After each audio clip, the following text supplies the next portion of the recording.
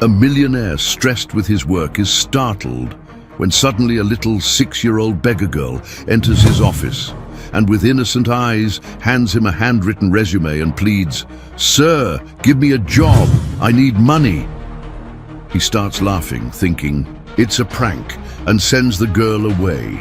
But for some reason he doesn't understand. He decides to read the child's resume. What each line of that paper reveals makes the millionaire unable to bear what he reads, and tears begin to fall from his face. What he does in the next moments leaves everyone shocked. The silence of the 30th floor was broken only by the barely perceptible hum of the air conditioning and the distant roar of traffic from below. Robert Sinclair adjusted his reading glasses and turned his attention back to the report spread across the polished mahogany desk. The numbers were impeccable as always. Each spreadsheet reflected his obsession with efficiency. Each graph demonstrated his ruthless ability to turn opportunities into profit. At 52, Robert had built a financial empire that many envied, but few understood the price he had paid for it. His corner office on the top floor of the city's most imposing corporate tower was a fortress of glass and steel, isolating him from a world he considered chaotic and unpredictable. The walls were adorned with business awards and photographs of handshakes with important personalities, but no personal images broke the professional chill of the environment. He checked the Swiss watch on his wrist. 4:30 p.m. His schedule was clear until the 6 o'clock meeting with Japanese investors.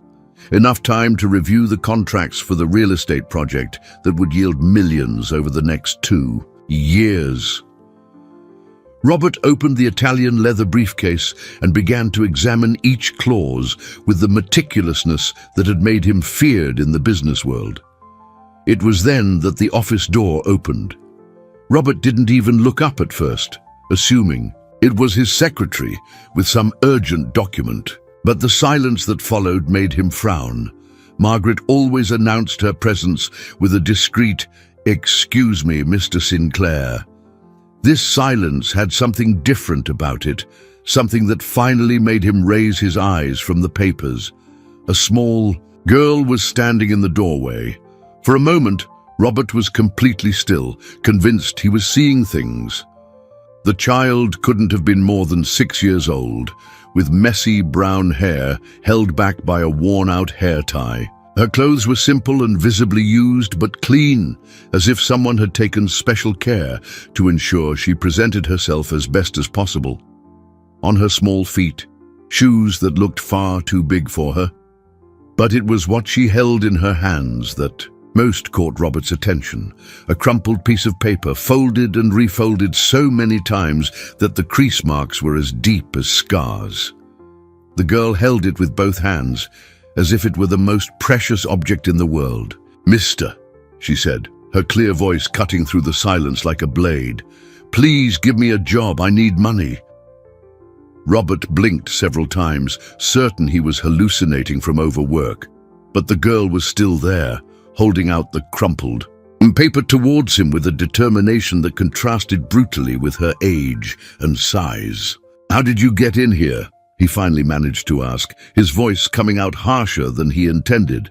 "Through the door," she replied with disconcerting simplicity, taking a few steps forward. "This is my resume. I work hard, I swear." The word resume, spoken by that tiny, childish voice, sounded so absurd that Robert almost laughed. Almost. But there was something in the seriousness with which she spoke, in the firmness of her posture despite her visible nervousness, that prevented him from treating the situation as a joke. "Listen here, little girl," he began, his irritation growing as he processed the absurdity of the situation. "This is an office, not a playground. Where are your parents? How did you get past security?" But the child didn't back down.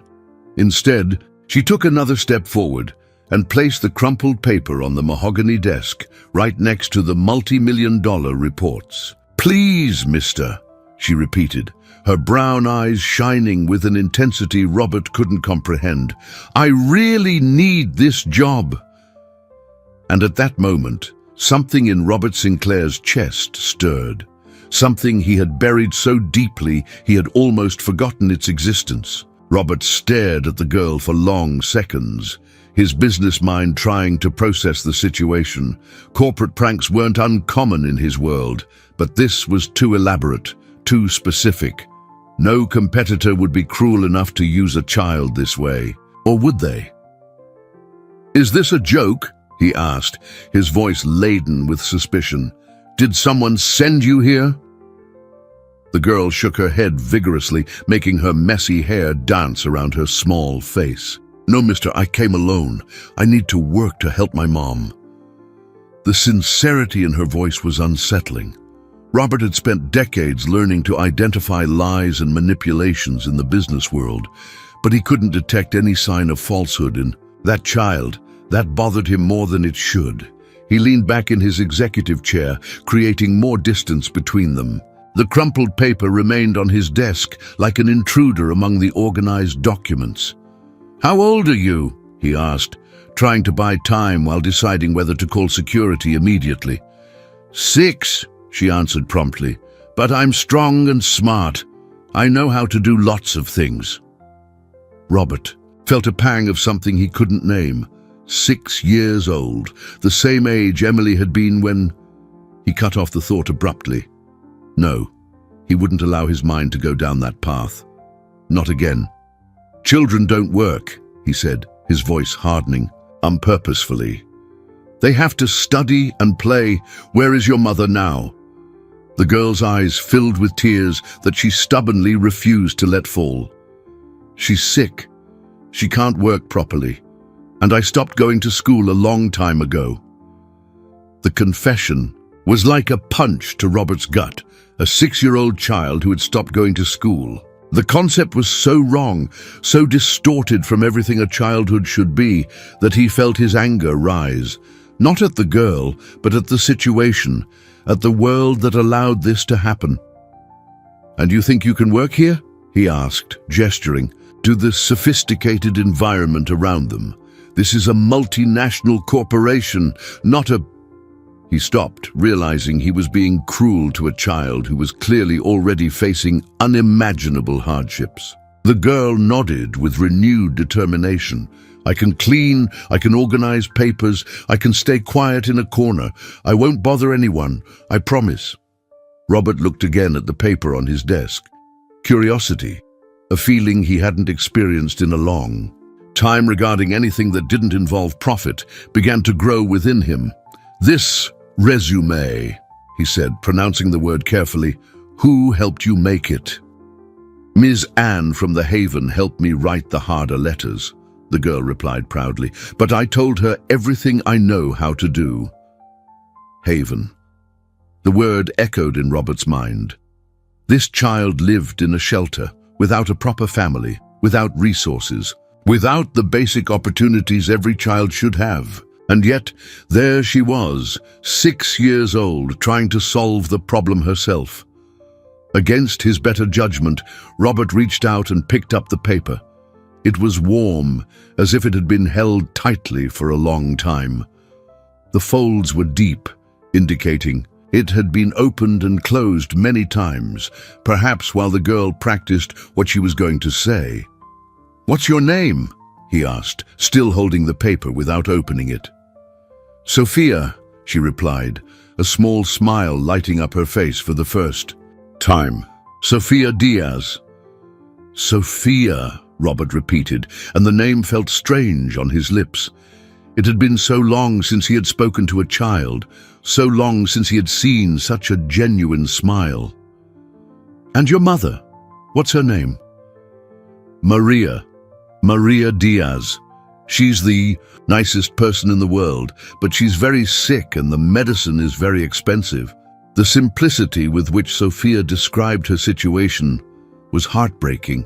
There was no self-pity, just facts presented with the brutal honesty only children possess. Robert glanced at the clock again. 5 p.m. was approaching, and he had a decision to make.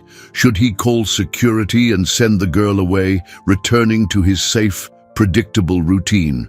Or should he open that crumpled paper and find out what a 6-year-old considered professional qualifications? His hand trembled slightly as he began to unfold the resume.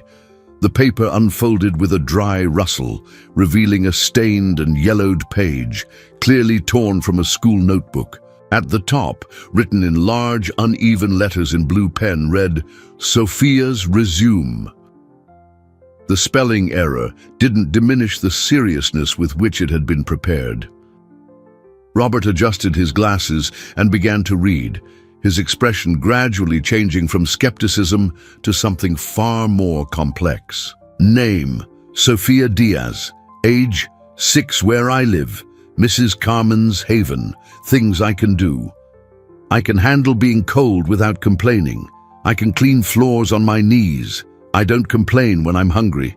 I know how to take care of sick people. I can carry heavy things. I stay quiet when I need to. I know how to share food with others. I can sleep anywhere. I don't cry when someone yells. I know how to comfort someone when they're sad. The list continued with 10 more items, each more devastating than the last. They weren't professional qualifications in the traditional sense, but rather survival skills that no 6-year-old should ever need to develop. Robert felt something strange happen in his chest, a growing pressure, as if something were expanding inside him, pressing against his ribs.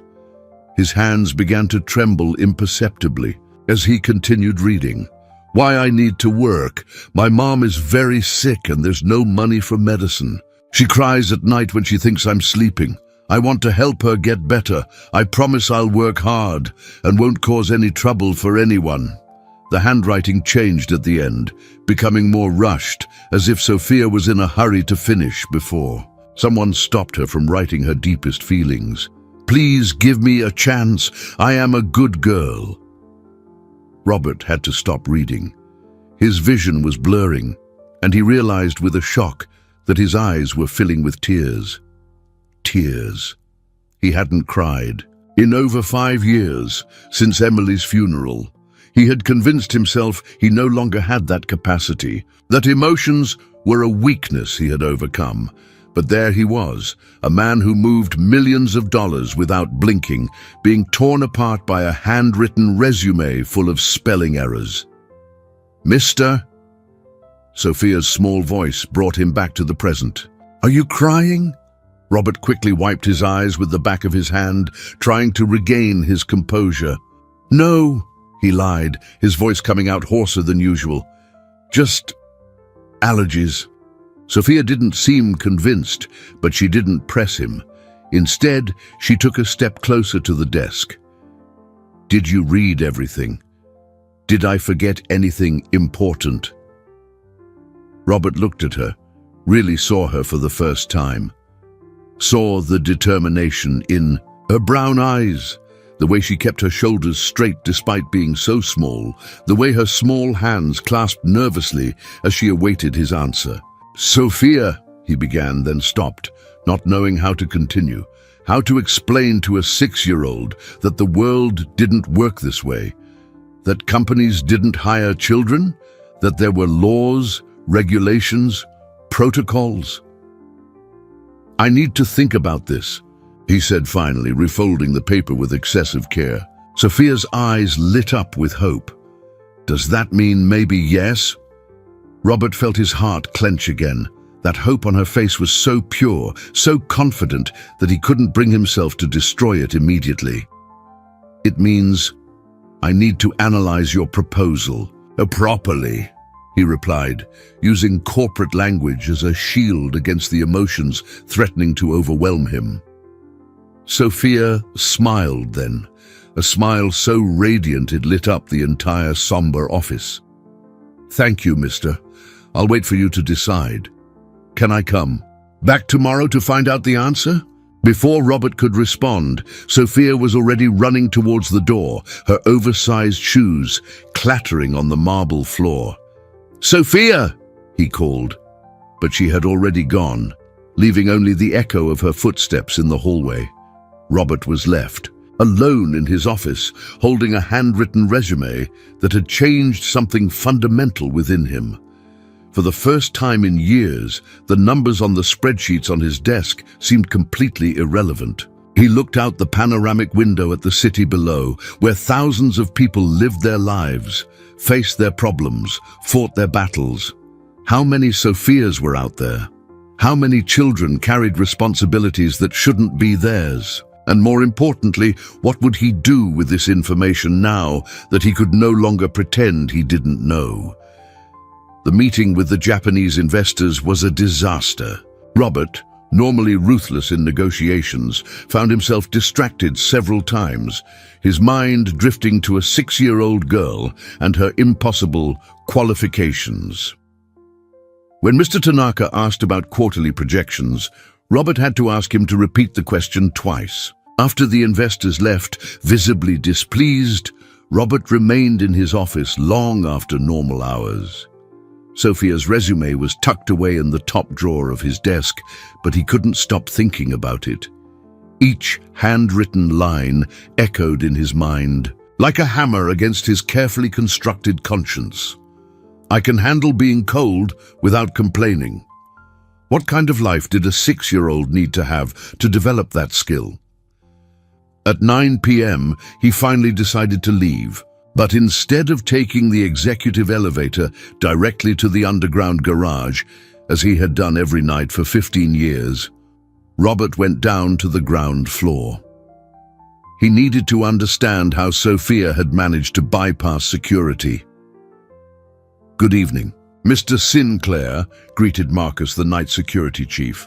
"Leaving a bit late tonight?" "Marcus," Robert said, "I need to know how a child managed to get to my office this afternoon. A girl, about 6 years old." The burly man frowned, checking his notes. "A child, sir? We have no record of any child entering the building today. Are you sure?" "Absolutely," Robert replied, his irritation growing. "She was in my office for at least 15 minutes. Marcus called in the afternoon shift guards, and after 20 minutes of investigation, the truth emerged. During the shift change at 3:30 p.m., there had been a small commotion when a courier arrived with urgent documents precisely when the camera system was being rebooted for weekly maintenance. "It was a window of about 3 minutes, explained Bobby, the afternoon shift guard. "But I swear I didn't see any child, Mr. Sinclair." "She must have observed our routine," Marcus murmured, impressed despite himself. "For a child to know exactly when to act, that requires planning." Robert felt a shiver run down his spine. Sophia hadn't simply stumbled into his office. She had studied, planned, waited for the right moment. A 6-year-old child had executed a plan that many adults would consider too complex. "I want security reports from every day this week," he ordered. "Check the external cameras too. If she's been watching the building, there must be records." The next day, Robert arrived at the office an hour earlier than usual. He hadn't slept well, waking up several times thinking of Sophia's hopeful smile and her promise to return for his answer. Margaret, his secretary, noticed immediately that something was different. "Mr. Sinclair, shall I bring your coffee now, or would you prefer to wait?" "Margaret," he said abruptly, "do you have children?"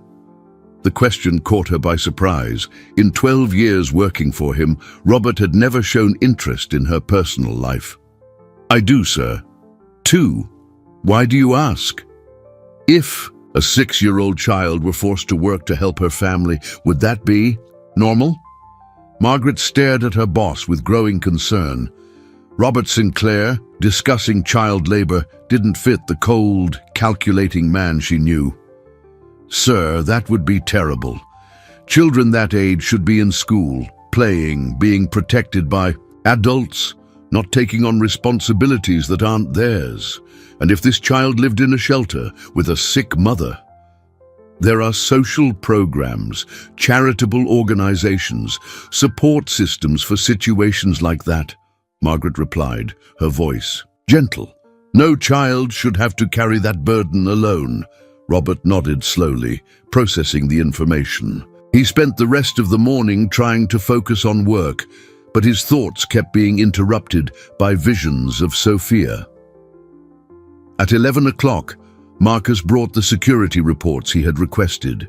The external cameras showed a small figure observing the building from different angles for 3 consecutive days. Sophia had indeed studied the building's routine, identifying patterns, waiting for the perfect opportunity.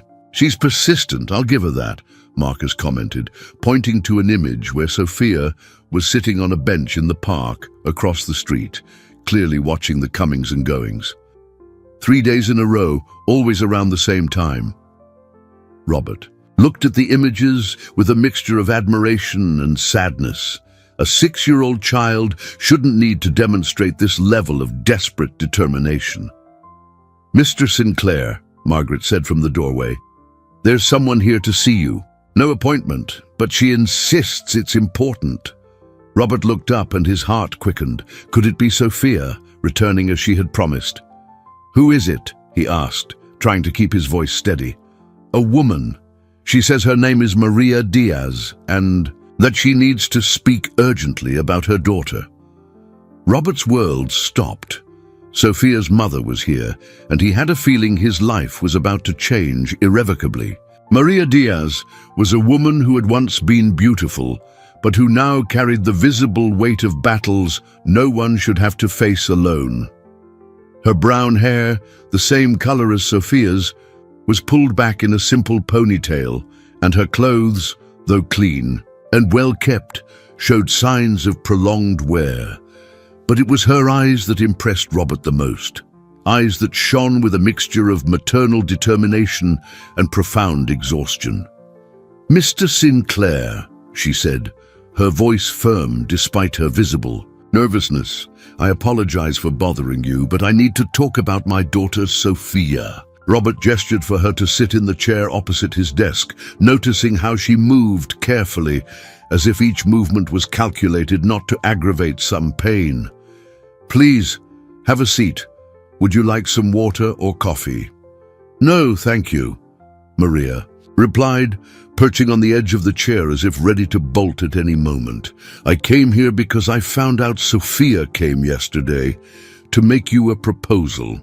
Robert observed the woman before him, trying to reconcile the image of the desperate mother Sophia had described with the dignified, articulate person seated in his office.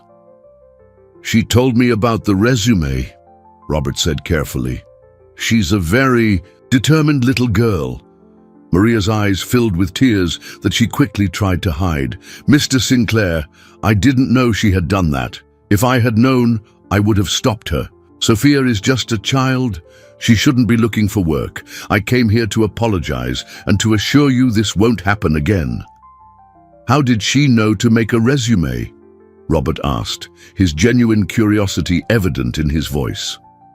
Maria sighed deeply, as if gathering strength for a painful confession. "Last week, she asked a man on the street how to get money to help someone sick. He laughed at her and said she needed a resume to get a job. Sophia took it seriously and asked Miss Anne at the Haven to help her write it." The cruel simplicity of the situation hit Robert like a blow. An adult had mocked a child's genuine concern, and Sophia had turned that mockery into concrete action. "Maria," he said gently, "Sophia told me you're sick. Is it serious?" The woman hesitated, clearly debating internally how much she should reveal to a stranger. "I have a condition that requires expensive medication. I work when I can, as a cleaner, but lately..."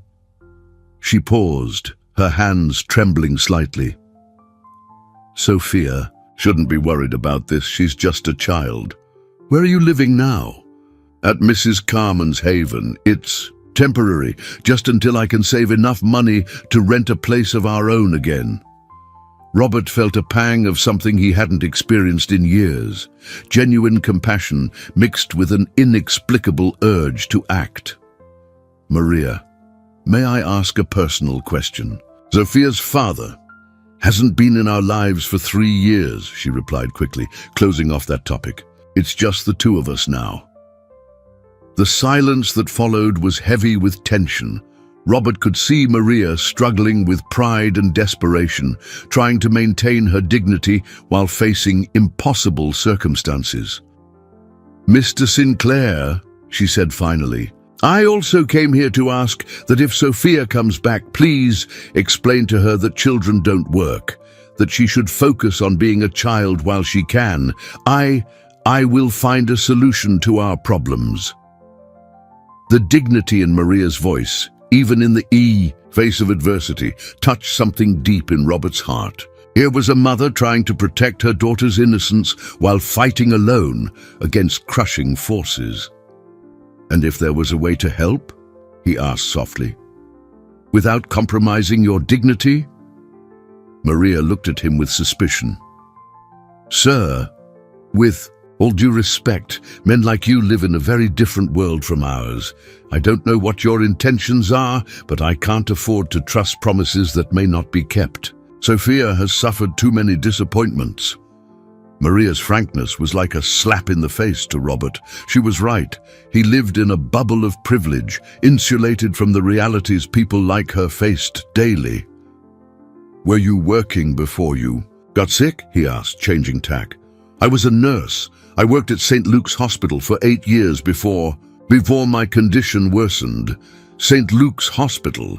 The name hit Robert like a thunderbolt. It was the same hospital where Emily had been treated. Could it be... "What period?" he asked, his voice tighter than he intended. "From 2015 to 2023. "Why do you ask?" Robert felt the world spin around him. Maria had worked at the hospital during the exact period Emily had been a patient. The silence in the office became almost suffocating.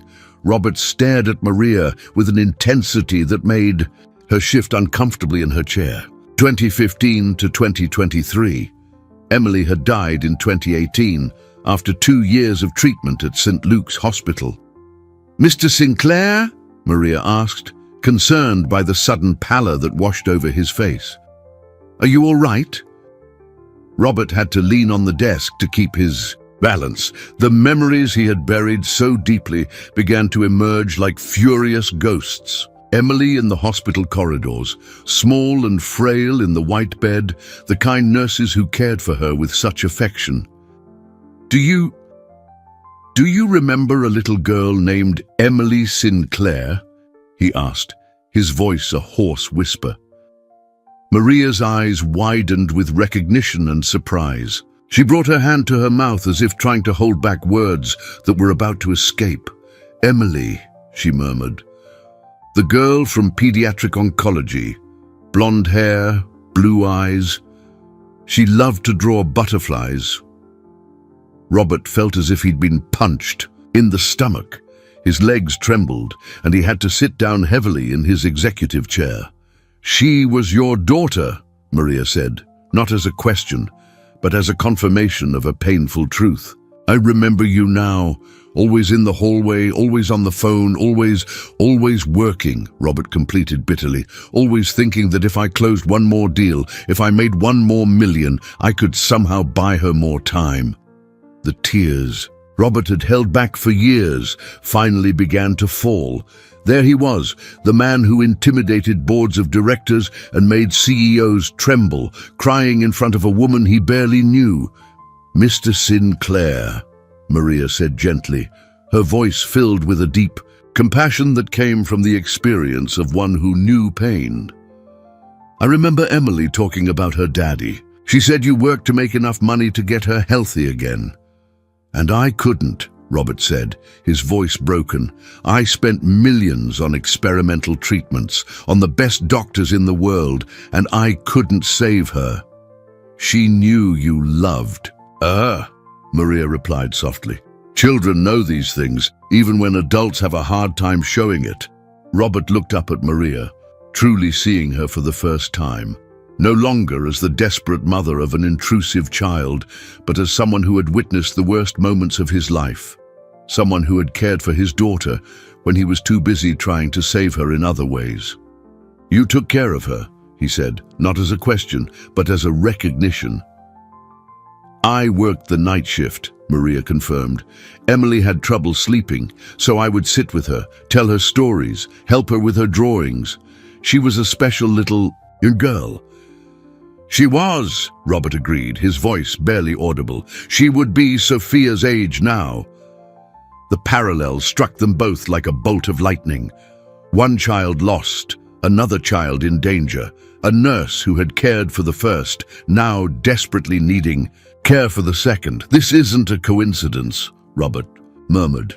"Sophia coming to me, you having cared for Emily. This can't just be a coincidence."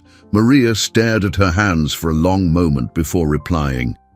"Mr. Sinclair, I don't believe in coincidences when it comes to children needing help. But I also can't accept charity based on guilt or painful memories." "It's not charity," Robert said, his voice gaining strength for the first time in the conversation. It's recognition.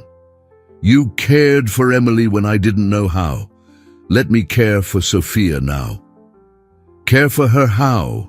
Maria asked, her natural suspicion battling the hope that was beginning to dawn in her eyes.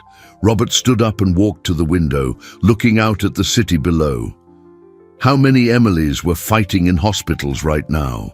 How many Sophias were taking on responsibilities that shouldn't be theirs? "First, we'll address your medical situation," he said, turning to face her. "What medications do you need? What treatment?" "Mr. Sinclair." "Then we'll make sure Sophia goes back to school. A 6-year-old shouldn't be thinking about working." "Please stop," Maria said, standing up as well. I can't just accept this." "Why not?" "Because when people like you get tired of helping people like us, the consequences are devastating. Sophia has already lost so much. I can't let her get attached to hopes that might disappear." Maria's brutal honesty hit Robert hard. She was right. He lived in a world where impulsive decisions could be undone without real consequences for him. But for them, every dashed hope was a deep wound. "And if I guarantee that won't happen?" he asked. "How?" Maria challenged. "How can a man like you guarantee something like that to people like us?" Robert realized he was at a point of no return. His next decision would define not only Sophia and Maria's future, but also his own redemption. Robert walked to his desk and opened the drawer where he kept personal documents. From inside, he removed a small silver frame that had remained hidden for years. A photo of Emily smiling in a hospital bed, holding a drawing of colorful butterflies. His hands trembled slightly as he showed it to Maria. "This was the last picture I took of her," he said, his voice heavy with restrained emotion. 3 days before she passed. She had drawn these butterflies because she said they represented transformation.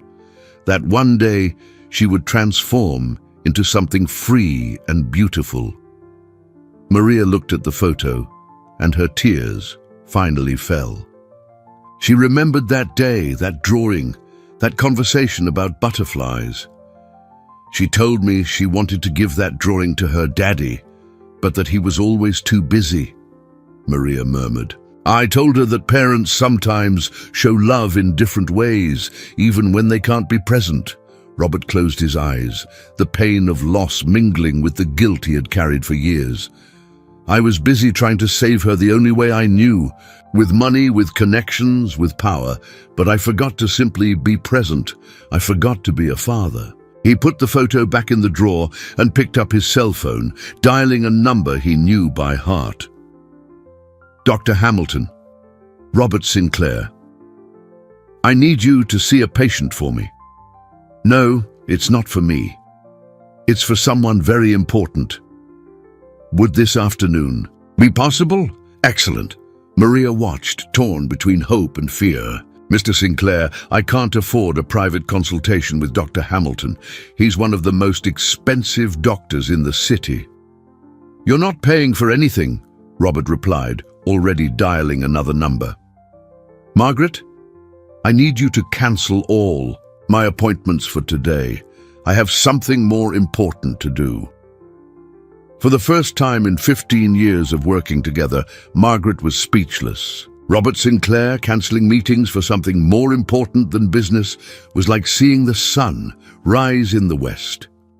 Sir, are you sure? The board meeting? It will have to wait, Robert interrupted. Some matters are more urgent than quarterly profits. He hung up and turned to Maria, who was watching him with a mixture of disbelief and caution. Maria, I'm going to make you a proposal. Not charity, not pity, but a fair agreement between two adults who want what's best for Sophia. What kind of agreement? Robert took a deep breath, knowing his next decision would change everything. My company will hire you as a consultant for social responsibility. You understand the needs of vulnerable families better than any corporate report. Your salary will cover your medical treatments and give Sophia the education she deserves. Mr. Sinclair, I'm not finished, he continued, his voice gaining the firmness of big business, but with a warmth that hadn't been there before. Furthermore, we're going to create an assistance program for families in similar situations to yours. You will coordinate this program. Maria was silent for long seconds, processing the offer. Why would you do this? She finally asked. Because Emily taught me. Something it took me 5 years to understand, Robert replied, his voice laden with a painful truth. Money is only worth something when it's used to create something meaningful. And because Sophia had the courage to do something, I never did. What? She asked for help when she needed it. I never knew how to do that. At that moment, the office door opened and a small figure appeared in the entrance. Sophia was there, in the same simple dress as the day before, but her eyes shone with expectation. Mister, she exclaimed, running towards the desk, I came to see if you decided about my resume. She stopped abruptly upon seeing her mother, her eyes widening with surprise and a little fear. Mom, what are you doing here? Robert looked at them both, mother and daughter reunited in his office, two people who had suffered more than they should have, but who maintained a dignity and love he had lost years ago. Sophia, he said, kneeling to her level, I have a different proposal for you. Different how? She asked, tilting her head curiously. Instead of you working for me, how about I work for you? Sophia frowned, confused. I don't understand, mister. Robert smiled, and for the first time in years, it was a genuine, warm smile. I'm going to work to make sure you have everything a 6-year-old girl should have. A good school, a healthy mom, a safe home, and time to be a kid. Sophia's eyes filled with tears of joy. Really, mister? Is Mom going to get better? Robert looked at Maria, who nodded slowly, finally allowing herself to believe. Really, Sophia, but in return, you have to promise me one thing. What? That you'll study hard, play a lot, and never worry about adult things again. Can you do that for me? Sophia jumped into his arms, hugging him tightly. I promise, mister, I promise. And in that hug, Robert Sinclair found something he thought he had lost forever, a purpose that went far beyond money. A week later, Robert found himself in completely unfamiliar territory, Mrs. Carmen's haven. The place was clean and organized, but the signs of scarce resources were evident in every corner. Walls that needed painting, furniture mended with duct tape, few and worn-out toys from many children's use. Mr. Sinclair, said Mrs. Carmen, a robust woman in her 60s with kind but tired eyes, I never thought I'd have a businessman like you visiting our humble shelter. Robert watched the children playing in the small courtyard, their laughter echoing between the peeling walls. Sophia was among them, more animated than he had ever seen her, telling her little friends about her special mister who was going to help her mommy get better. Mrs. Carmen, How many families like Maria and Sophia's pass through here annually? Many, sir, more than we'd like to admit. Single mothers who lose their jobs due to illness, families evicted for not being able to pay rent, children who are orphaned. They are heartbreaking stories. Robert made mental notes of everything he saw. Every observed need turned into an idea for the program he was developing with Maria. "And what else is lacking here?" he asked. "Time," Mrs. Carmen replied, without hesitation. "Time to give individual attention to each child, time to listen to their worries, time to teach them basic things that parents should teach but can't because they're struggling to survive." At that moment, Sophia ran up to them, her eyes shining with happiness. "Mr. Robert, Mrs. Carmen said I can show you my room." The room Sophia shared with 3 other girls was Spartan, but she showed it with pride. Her bed was the bottom bunk, and beside it, carefully stored in a shoebox, were her treasures, a few drawings, a worn-out stuffed animal, and a picture of her with her mother. "This is my bear, Chocolate," she said, showing the mended toy. "And this is my favorite picture with Mommy from her last birthday." Robert took the photo, observing Maria smiling despite her evident fragility. Even sick, she had made a point to celebrate, to create a good memory for her daughter. "Sophia, soon you two will have a home of your own," Robert said, "with your own room, full of new books and toys." "Really?" she asked, barely containing her excitement. "Really? But while that doesn't happen, how about we make some improvements here for all the children?" In the following days, Robert immersed himself in a world completely different from what he knew. Instead of financial spreadsheets, he studied social reports. Instead of meetings in luxurious rooms, he visited public schools and health clinics. Margaret barely recognized her boss, who now came to the office talking about educational programs and healthcare assistance. "Mr. Sinclair," she said one morning, "you have a call from the board of directors. They're concerned about your new priorities." Robert sighed. He knew this conversation would come eventually.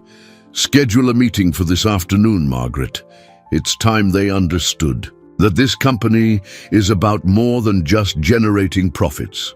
The board meeting was tense. 5 men in impeccable suits looked at Robert as if he had lost his mind. "Robert," said James Morrison, the oldest board member, "we understand your desire to contribute socially, but dedicating corporate resources to such a personal project raises questions about your leadership capabilities." "Questions like?" Robert asked, his voice dangerously calm. "Like whether your decisions are being influenced by emotions rather than business logic," Morrison replied. "The shareholders are nervous." Robert stood up and walked to the window, observing the city below. How many Marias were working beyond their strength? How many Sophias were taking on adult responsibilities? "Gentlemen," he said, turning to face the board, "in the last 5 years, our company has profited $2 billion. Do you know how many families we could lift out of poverty with a fraction of that amount?" "Robert, this isn't—" "Let me finish," he interrupted. "For years, we built this company based on the idea that success is measured only in numbers. But I recently discovered that there's a type of wealth that doesn't appear on balance sheets." He looked at each of the skeptical faces around the table. "The social responsibility program isn't a whim. It's an investment in the future. Educated children become productive adults. Stable families generate prosperous communities, and companies that invest in their community build loyalty and respect that cannot be bought." "And if this goes wrong?" asked another board member. "If the costs outweigh the benefits?" Robert smiled, remembering Sophia's hug and the relief in Maria's eyes. "Then we will have failed at something worth trying, instead of succeeding at something that doesn't matter." That night, Robert visited Maria in the small apartment he had rented for her and Sophia while the medical treatments were underway. It was simple but clean and cozy, a real home. "How was the appointment today?" he asked. "Better than I. Expected, Maria replied, a genuine smile lighting up her face. Dr. Hamilton said that with the proper treatment, I can go back to work normally in a few months. Sophia came running from the kitchen, wearing an apron that was huge on her. Mr. Robert, I'm helping Mommy make dinner. Can I invite you to eat with us? Robert looked around the small but love-filled apartment, so different from his empty mansion, and felt something he hadn't experienced in years, the genuine desire to belong to a family. Dinner at Maria's was a revelation for Robert. Sitting at the small kitchen table, eating a simple meal prepared with love, he experienced something his 20-room mansion had never provided, the genuine warmth of a home. Sophia chatted about her new school, her eyes shining as she spoke of the friends she was making and the lessons she was learning. Mr. Robert, she said, swinging her legs in her chair, today I learned that butterflies come from caterpillars. They stay in a chrysalis and then come out completely different, just like Mommy, who's getting stronger every day. The innocent parallel made Robert smile, remembering Emily's drawings. Butterflies seemed to be a recurring theme in his life, symbols of transformation he was finally learning to embrace. And you, Sophia, he asked, are you transforming too? I think so, she replied thoughtfully. Before I was worried all the time. Now I can be a kid again. The girl's words touched something deep in Robert's heart. A 6-year-old shouldn't have to go back to being a child. She should always have had that right. After dinner, while Sophia drew in the living room, Robert and Maria talked on the small apartment balcony. How are you feeling about all this? He asked. Scared, Maria admitted honestly. Happy, but scared. It's hard to believe good things can last when you've spent so much time expecting bad things to happen. I understand that feeling, Robert said. After Emily died, I thought I could never allow myself to care for someone again. And now? Robert looked through the window, watching Sophia concentrating on her drawing. Now I realize that caring for people is the only thing that really matters. The next morning, Robert arrived at the office to find Margaret visibly worried. Mr. Sinclair, you need to see this, she said, handing him a newspaper. The headline made him freeze. Business tycoon loses his way. Robert Sinclair, spending millions on questionable projects. The article, clearly fed by leaks from his own board, painted a picture of a man who had lost control after an inexplicable obsession with a family of... The article used a vague term, but implied they were not established citizens. Worse still, it suggested his business decisions were being compromised by emotional instability. Before he could fully process the betrayal, his phone rang. It was Richard Chen, his partner of 15 years. Robert, we need to talk, urgently. An hour later, Richard was in his office, but the coldness in his eyes was unmistakable. You saw the paper, Richard said. It wasn't a question. I did, and I presume you contributed to this investigative report. Richard didn't deny it. Robert, you're putting our company at risk. Investors are nervous. Clients are asking questions. Your involvement with this family is affecting our credibility. My involvement is helping people who need it and destroying our reputation in the process, Richard exploded. You can't just decide we're going to become a charitable organization without consulting the other partners. Robert stood up, walking to the window.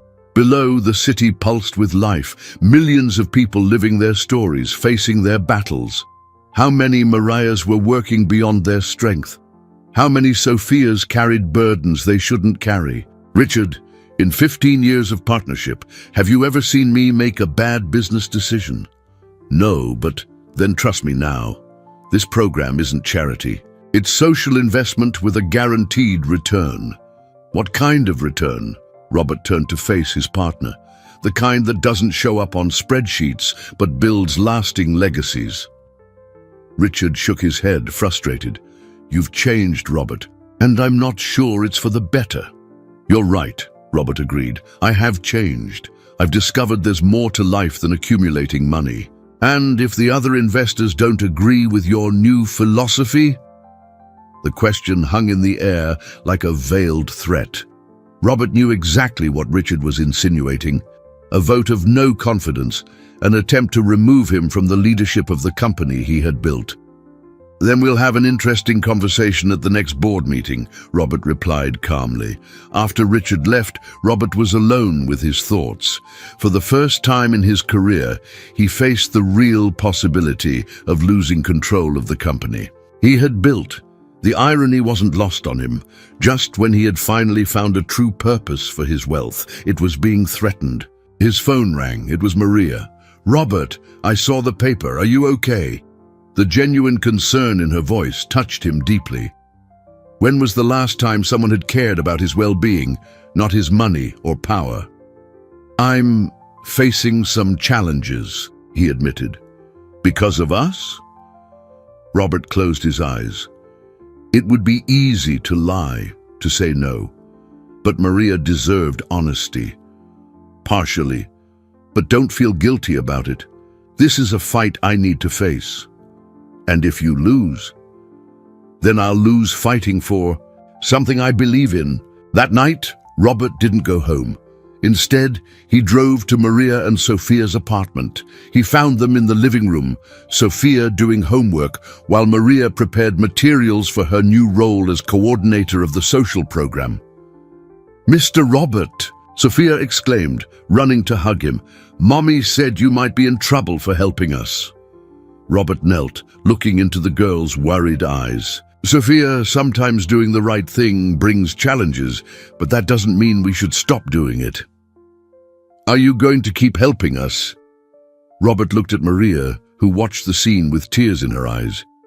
"I'm going to do much more than that," he promised. "I'm going to fight to create a world where no child has to write a resume at 6 years old." But even as he made that promise, Robert knew the toughest battle of his life was just beginning. The board meeting was called for a rainy Friday, as if the weather itself reflected the tension in the air. Robert arrived at the corporate building an hour early, walking the halls he knew so well, wondering if he would still recognize them as his professional home by the end of the day. Margaret greeted him with a sealed envelope. "This arrived this morning, Mr. Sinclair. Express delivery." Inside the envelope was a handwritten letter on paper with colorful drawings on the borders. The handwriting was childish but careful. "Dear Mr. Robert, Mommy said bad people are saying mean things about you for helping us. I want you to know that you are the nicest man I know. If you lose your big job, you can work with me. I will share my school lunch with you every day. With love, Sophia P.S. I drew butterflies for you to remember that people can change and become more beautiful." Robert had to sit down to keep from falling. A 6-year-old child offering to share her school lunch with a millionaire who might be about to lose everything. The purity of that gesture made him cry again, something that was becoming increasingly common since Sophia had entered his life. At 3 p.m., the 5 board members were assembled in the conference room. The atmosphere was glacial, with Richard avoiding Robert's gaze and the others maintaining carefully neutral expressions. "Gentlemen," James Morrison began, "we are here to discuss the recent changes in the leadership of this company." "Changes?" Robert asked. "Or an attempted coup?" "Robert," Morrison said with false patience, "your recent decisions raise legitimate questions about your ability to lead this organization responsibly." "Which decisions specifically?" Richard leaned forward. "Allocating corporate resources to personal projects, canceling important meetings to visit shelters, hiring employees based on sentimentality rather than qualifications." Maria Diaz has 8 years of experience as a nurse and profound knowledge of the community's social needs, Robert replied calmly. Her qualifications are impeccable. But her hiring was motivated by your personal relationship with her daughter, Richard insisted. Robert stood up, walking to the window that offered a panoramic view of the city. Do you know what my biggest mistake has been over the last 15 years? He asked. Believing that business success meant isolating myself from the humanity around me. I built an empire, but I lost my soul in the process. He turned to face the board. Sofia Diaz, a 6-year-old child, taught me more about courage and determination in 15 minutes than I learned in decades of corporate meetings. She showed me that true success isn't measured in accumulated dollars, but in transformed lives. Touching philosophy, Morrison said dryly, but shareholders don't invest in feelings. You're mistaken, Robert retorted. Companies with genuine social responsibility consistently outperform those focused solely on profit. There are studies proving it. And there are studies showing that emotionally unstable CEOs destroy shareholder value, Richard countered. The silence that followed was heavy with tension. Robert knew he had reached the moment of truth. Very well, he said calmly. Let's settle this once and for all. I propose a vote. What kind of vote? Morrison asked. You vote on whether you want my immediate resignation or if you give me 6 months to prove that the social responsibility program can increase both the company's value and its positive impact on the community. Yet, the board members exchanged nervous glances. They hadn't expected Robert to take the initiative. And if we vote for your resignation? Asked one of the younger members. Then I leave today, taking my 40% stake in the company with me, Robert replied.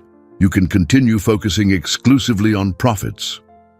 And if we vote for the 6 months? Robert smiled for the first time in the meeting. Then prepare to see this company become a leader not only in financial results, but in social impact. And if I fail, I will resign without contest. The vote was tense. 2 votes for immediate resignation, 2 for the 6 months, and Morrison as the tiebreaker. The man remained silent for long minutes, clearly weighing the political and financial implications of his decision. 6 months, he said finally, but with strict monitoring conditions. Robert nodded, feeling a mixture of relief and apprehension. He had bought time, but now he needed to prove that his new philosophy could work in the real world of business. That night, he visited Maria and Sofia with mixed news. I've got 6 months to prove I'm right, he explained, but if I fail... You won't fail, Maria interrupted with conviction, because you're fighting for something bigger than yourself. Sofia, who had overheard the conversation from the kitchen, appeared with 2 glasses of juice. Uncle Robert, I brought juice to celebrate. Celebrate what, little one? That you didn't give up on us, she replied simply, just like I didn't give up when I came to your office. Robert picked Sofia up, feeling the weight of the responsibility he had taken on. He wasn't just fighting for his company or even for this specific family. He was fighting for the possibility that the business world could have a soul. Sofia, he said, thank you for teaching me that asking for help isn't weakness. And thank you for teaching me that adults can change too, she replied, hugging him tightly. As he held her, Robert knew that regardless of what happened in the next 6 months, he had already gained something more valuable than all the profits he had accumulated, a real family. 3 months had passed since the board meeting, and Robert had dived headfirst into transforming his company. The social responsibility program, coordinated by Maria, was showing impressive results. 15 families lifted out of vulnerability, 80 children back in school, and partnerships with public hospitals that had already benefited hundreds of people. The financial numbers were also encouraging. The company's change in image had attracted new, socially conscious investors, and contracts with organizations that prioritized corporate responsibility were beginning to appear. Robert felt He was on the right track. It was on a rainy Tuesday that everything fell apart. Margaret entered his office, her face pale, holding a plain envelope. "Mr. Sinclair, this was left at reception for you." The person didn't want to identify themselves. Robert opened the envelope with trembling hands. Inside, a handwritten letter in the careful script he had come to recognize. "Dear Robert, when you read this letter, Sophia and I will be gone. Please don't try to find us. I know your intentions are genuine, but I can no longer watch you sacrifice everything you've built for our sake. The pressure you're facing, the attacks in the press, the resistance in your company, it's all because of us. Sophia doesn't understand why we're leaving. She cries, asking for Uncle Robert every day. Lying to my daughter is the hardest thing I've ever done, but I can't let her get attached to a situation that could end at any moment. You gave us something wonderful, hope. But hope becomes cruel when it cannot be sustained. I'd rather leave. Now, with Sophia still believing in happy endings, then wait until circumstances force us out. Use the money you would spend on us to help other families. There are many Sophias out there who need you. Thank you for showing us that there are still good people in the world. With love and gratitude, Maria Diaz." P.S. Sophia left something for you. It's at Mrs. Carmen's Haven. Robert felt as if he'd been punched in the stomach. His hands trembled so much he could barely hold the letter. Maria and Sophia were gone, and the pain of loss was as intense as what he'd felt when Emily died. He cancelled all his meetings for the day and drove immediately to the Haven. Mrs. Carmen received him with tear-reddened eyes. "Mr. Sinclair, they left at dawn. Maria said it was for the best, that she didn't want to be a burden to anyone." "Did she leave any clue as to where they went?" "No, sir. But she left this for you." Mrs. Carmen handed him a folded piece of paper. It was a drawing by Sophia, a family of butterflies flying together, with a note written in large, crooked letters. "Uncle Robert, butterflies sometimes need to fly to faraway places, but they always remember who helped them fly. Thank you for teaching me I can be a kid. I love you." Robert had to lean against the wall to keep from falling. The devastating simplicity of Sophia's message completely destroyed him. A 6-year-old child trying to console him even amidst her own suffering. "Mrs. Carmen, are they okay? Do they have money, a place to stay?" "Maria said she had saved enough from the salary you paid her to support themselves for a few months. But after that..." The woman shook her head sadly. Robert spent the next few days in a desperate search. He hired private investigators, checked hotel and inn records, alerted hospitals in several cities, but Maria had disappeared with Sophia as if they had never existed. Their absence became a physical ache. Robert discovered how accustomed he had become to Sophia's visits, her colorful drawings, her innocent questions about butterflies and transformations. His mansion, already empty, now felt like a mausoleum. In the office, his productivity plummeted. Margaret often found him staring out the window, lost in thought. The board members began to murmur again about his emotional instability. Richard appeared in his office on a Friday afternoon. "Robert, I need to be blunt with you. Your obsession with this missing family is affecting the entire company. Investors are worried. Employees are insecure." "They didn't disappear," Robert corrected, his voice tense. "They ran away because they thought they were hurting me." "And weren't they?" The question hung in the air like an accusation. "What do you want, Richard?" "I want you to choose. The company or this desperate search for people who clearly don't want to be found." Robert stared at his partner for long seconds. "And if I choose them? Then you're on your own. The board will vote for your removal next week." After Richard left, Robert was alone with his thoughts. Through the window, he could see children playing in the park across from the building. One of them, a small girl with brown hair, made him jump from his chair for a moment of hope. But it wasn't Sophia. That night, he made a decision that would change everything. If Maria believed he was sacrificing too much for them, then he would prove her wrong.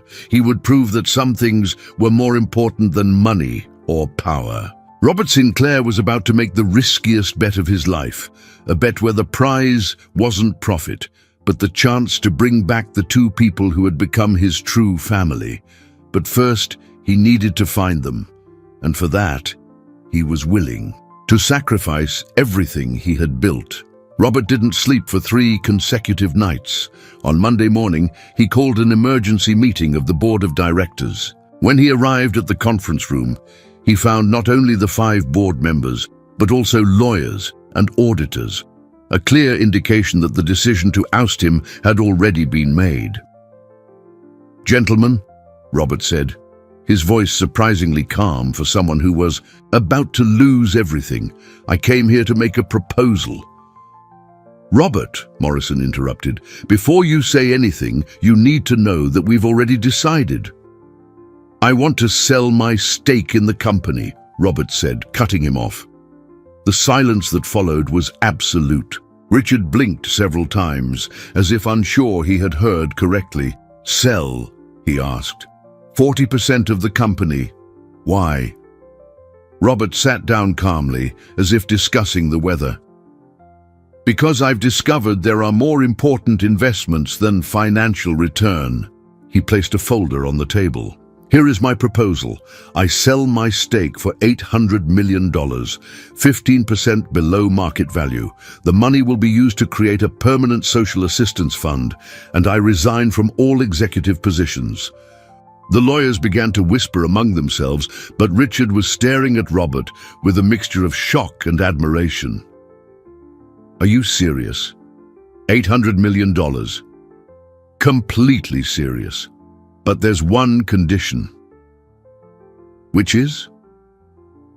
"The social responsibility program continues, with Maria Diaz as its coordinator when she returns." Morrison frowned. "If she returns, you don't even know where she is." "She will return," Robert said with a conviction that surprised even himself. "Because I'm going to show her that some promises are kept regardless of the cost." The meeting lasted for 4 hours. Lawyers verified documents, auditors confirmed numbers, and in the end, Robert Sinclair was no longer the CEO of the company he had built. But for the first time in years, he felt completely free. With the money from the sale, Robert created the Sophia Diaz Foundation, a name he chose carefully. The foundation would buy and renovate Mrs. Carmen's Haven, create free schools in underserved communities, and offer comprehensive medical assistance to vulnerable families. "Mrs. Carmen," he said a week later, presenting the documents that made her the lifelong director of the new haven, "this place now belongs to the children who need it." The robust woman wept openly. "Mr. Sinclair, this is too generous, but why the Sophia Diaz Foundation?" "Because a 6-year-old girl taught me that real courage isn't never being afraid, but doing what's right even when you are." The news of the sale and the creation of the foundation spread quickly. Newspapers that once criticized Robert now portrayed him as a visionary in social responsibility, but he didn't care about public opinion. He only cared about one thing: finding Maria and Sophia. It was Margaret who brought the first real lead. "Mr. Sinclair, one of the schools the foundation is going to support, reported a new enrollment, a 6-year-old girl named Sophia Santos." Robert's heart stopped. Santos, Maria, had changed their last name. "Where?" "Hope City, 200 miles from here." "But sir, it could be another Sophia." Robert was already grabbing his car keys. Hope City was small and poor, the kind of place where someone could disappear without a trace. Robert found the school easily, a simple building with colorful posters in the windows. Through the classroom window he saw her. Sophia was sitting in the front row, concentrating on a drawing. Even from the back, Robert would recognize that brown hair anywhere. His heart pounded so hard he had to lean against the wall. The teacher noticed his presence and came out to speak with him. "Can I help you?" "I'm a friend of Sofia Santos's family. May I speak with her?" The teacher hesitated. Her mother said people might come asking for them. She said not to allow contact with strangers. "Please," Robert said, his voice thick with emotion, "just tell her Uncle Robert is here. If she doesn't want to see me, I'll leave." A few minutes later, Robert heard a voice he had desperately longed to hear again. "Uncle Robert!" Sophia ran to him like a small, determined missile, jumping into his arms with such force she nearly knocked him over. "Uncle Robert, I knew you'd find us. I told Mommy you wouldn't give up on us." Robert held Sophia as if she were the most precious thing in the world, tears streaming freely down his face. "Sophia, my little one, I missed you so much." "Mommy missed you too," Sophia whispered in his ear. "She cries at night and thinks I don't see." "Where is she?" "At work. She cleans houses here in town." "But Uncle Robert, why did we have to leave?" I didn't understand. Robert knelt to Sophia's level, looking into the eyes he had missed so much. "Because your mommy is a very brave person who didn't want me to be sad because of you, but she didn't understand something important." "What?" "That sometimes we need to be a little sad to achieve a much greater happiness."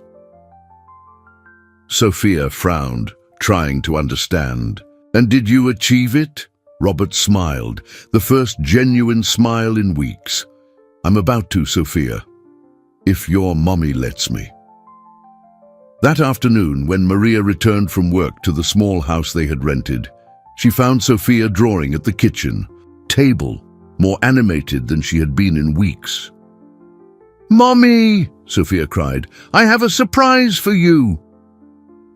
It was then that Maria saw Robert sitting on the living room sofa, holding a crumpled piece of paper, Sophia's original resume, which he had kept like a treasure all those months.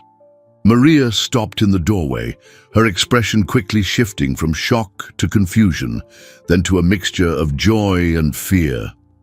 Robert stood up slowly, still holding Sophia's resume, his hands trembling slightly. "Maria," he said softly, "I didn't come here to pressure you to come back. I came to show you something." "Mommy!" Sophia yelled, running to hug Maria. "Uncle Robert found me! I told you he was smart!" Maria hugged her daughter but didn't take her eyes off Robert. "How did you find us?" "The Sofia Diaz Foundation is supporting Sophia's school when I saw her name on the student list." "The Sofia Diaz Foundation?" Maria interrupted, confused. Robert smiled gently. "Please, sit down. I have a lot to tell you." Over the next 20 minutes, Robert explained everything: the sale of his stake in the company, the creation of the foundation, the renovation of Mrs. Carmen's haven, the schools being built, the medical program being implemented. "You sold your company?" Maria asked, incredulous.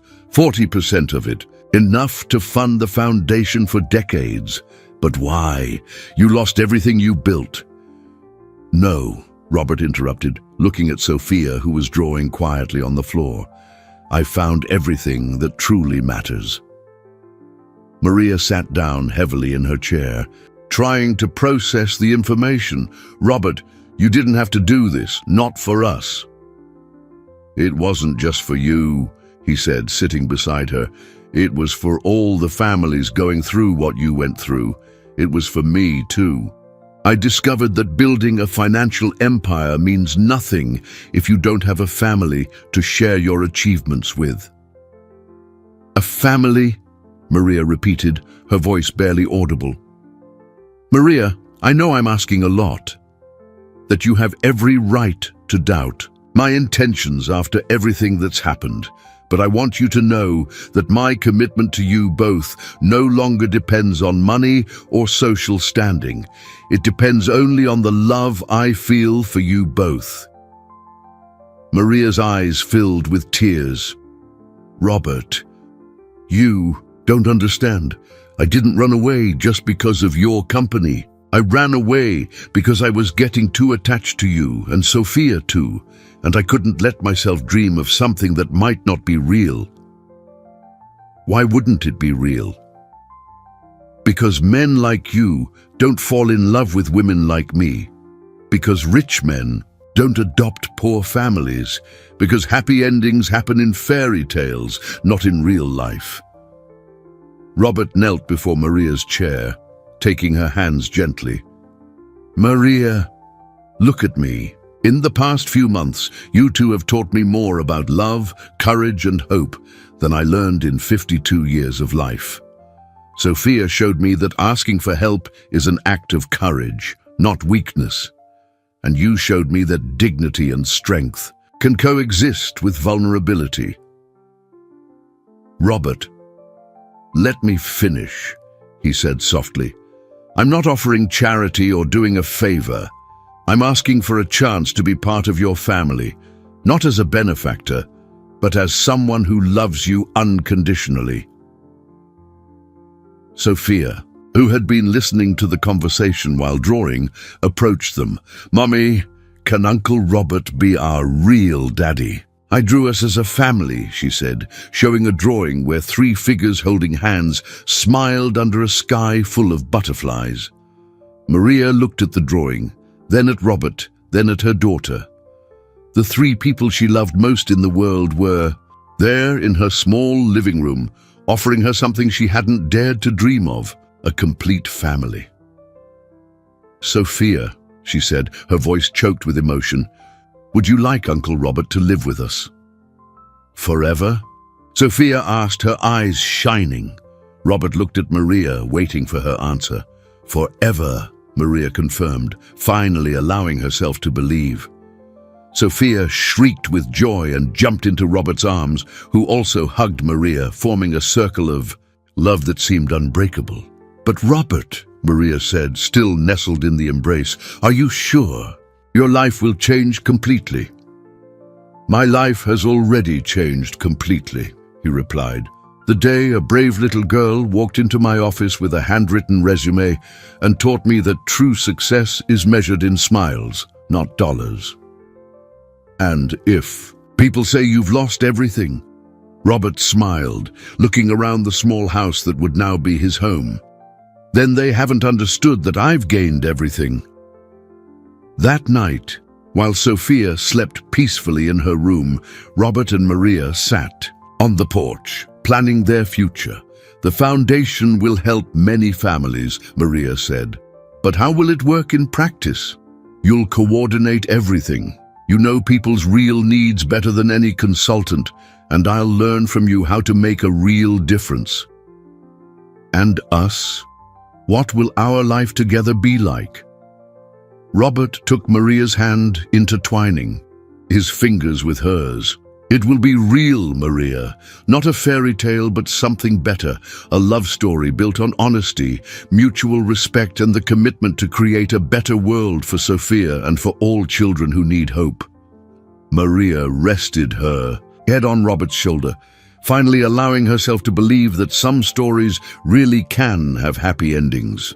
Thank you, she whispered. Why? For not giving up on us, even when we gave up on ourselves. Robert kissed her hair gently. We'll never give up again. We're a family now, and families don't give up on each other. Through Sophia's bedroom window, they could see the little girl sleeping peacefully, clutching her bare chocolate. Beside her bed, the original resume was framed on the wall as a reminder that sometimes miracles come disguised as requests for help. 6 months later, Robert woke to the sound of laughter coming from the kitchen. It was Saturday morning, and he had learned that Saturdays in his new life were completely different from Saturdays in his previous life. Instead of financial reports and international calls, there were burnt pancakes, colorful drawings, and conversations about butterflies. "Good morning, family," he said, entering the kitchen to find Sophia standing on a chair, trying to help Maria prepare breakfast. "Daddy Robert," Sophia exclaimed. She had started calling him that naturally, and every time he heard those words, Robert's heart filled with a joy he had never imagined possible. "I'm making butterfly-shaped pancakes."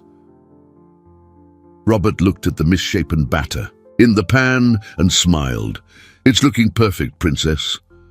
"Liar," Maria said, laughing and giving him a good morning kiss. "But it's a very sweet lie."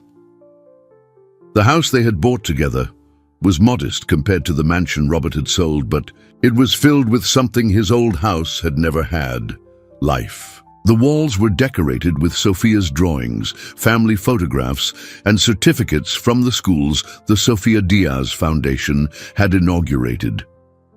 After breakfast, the three of them headed to the most important event of the day, the official opening of the Foundation's 5th school. The new, colorful building was located in the heart of a community that, 6 months ago, had no hope of seeing its children access quality education. "Nervous?" Maria asked in the car, noticing Robert was quieter than usual. "A little," he admitted. "I'm still surprised when I see what we've managed to accomplish." "What we've accomplished," Sophia corrected from the back seat. "Because it's teamwork, right, Daddy?" Robert smiled in the rearview mirror. Sophia had become a little ambassador for the foundation, always present at openings, distributing drawings to other children, and explaining that everyone deserves to have a good school. The opening ceremony was emotional. More than 200 people gathered to celebrate: parents, children, teachers, volunteers, and local officials. Robert watched the children running around the new playground, their laughter echoing through the air, and felt a satisfaction that no corporate profit had ever provided. "Mr. Sinclair," said the principal of the new school, "would you like to make a speech?" Robert was about to decline. He still felt uncomfortable being the center of attention when Sophia tugged his sleeve. "Tell them about the resume, Daddy," she whispered. Robert walked to the small, improvised stage, looking out at the sea of hopeful faces before him.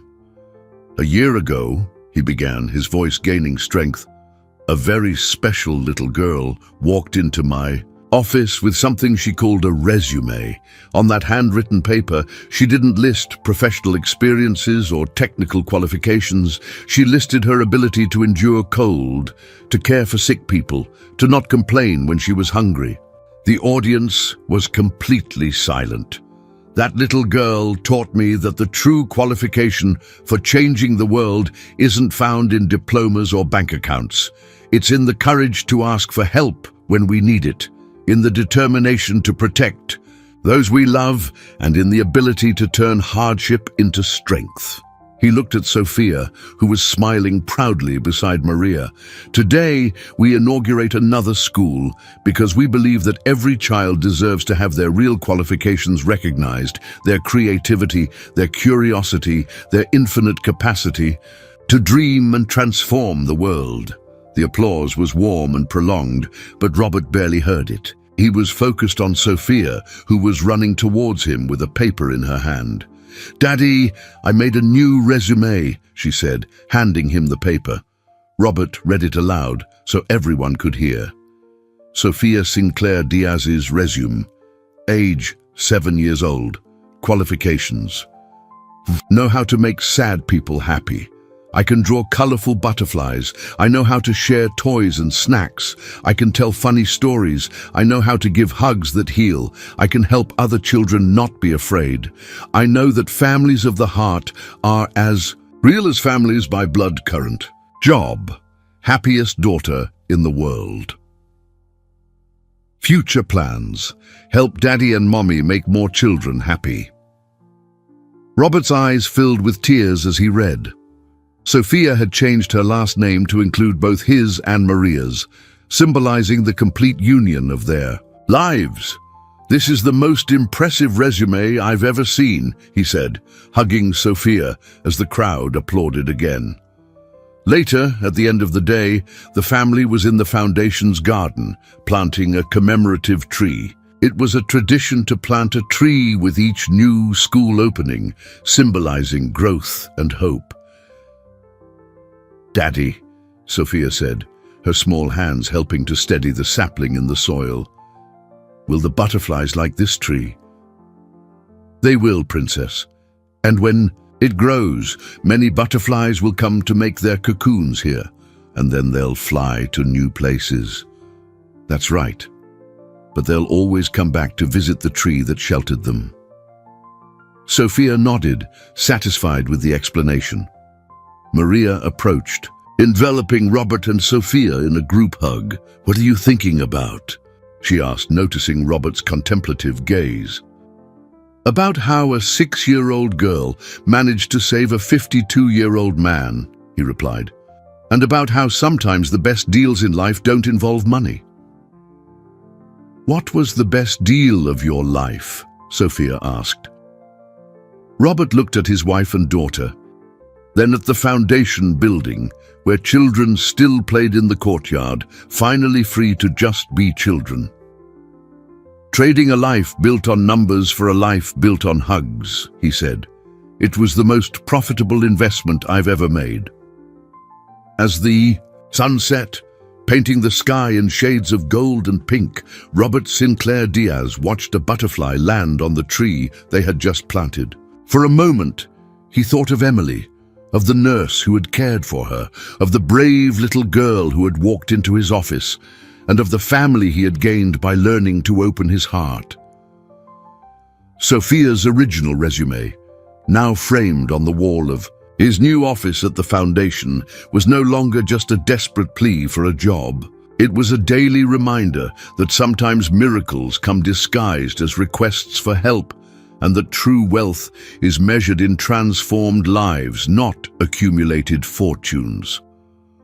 Sophia ran inside, yelling that she was going to draw the butterfly they had seen. Maria and Robert stayed in the garden, hand in hand, watching the first stars appear in the sky. "Thank you," Robert whispered. "Why?" "For teaching me that family isn't something you're born into. It's something you choose to build every day." Maria smiled, squeezing his hand. "And thank you for showing me that happy endings aren't just for fairy tales. They're for those who have the courage to write their own story." In the cozy silence of the night, surrounded by the love they had built together, Robert and Maria knew their lives had been transformed forever by the most important resume ever written. Not with professional qualifications, but with the universal language of love and hope.